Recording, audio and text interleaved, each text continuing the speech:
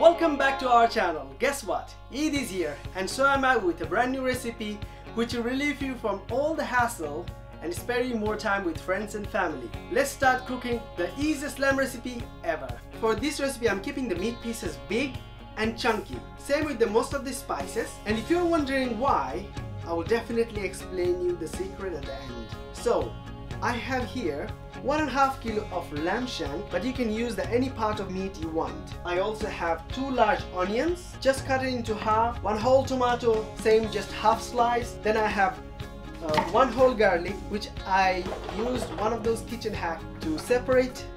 And then I have all the whole spices, which I have here bay leaf, some black pepper, star anise, large black cardamom, cinnamon, green cardamom, and some cloves. And then I have here nutmeg, chili flakes, turmeric, whole cumin, and coriander seeds, and some salt. For cooking, all you need to do, heat up your pressure cooker or instant pot cooker and place the meat at the bottom. Put all the spices I have just shown you, including the whole onion and tomato. Then cover it with some water, close the lid, and cook for 35 minutes. Okay, after 35 minutes, it's almost ready. Now take out the meat. Look at that, how soft it is.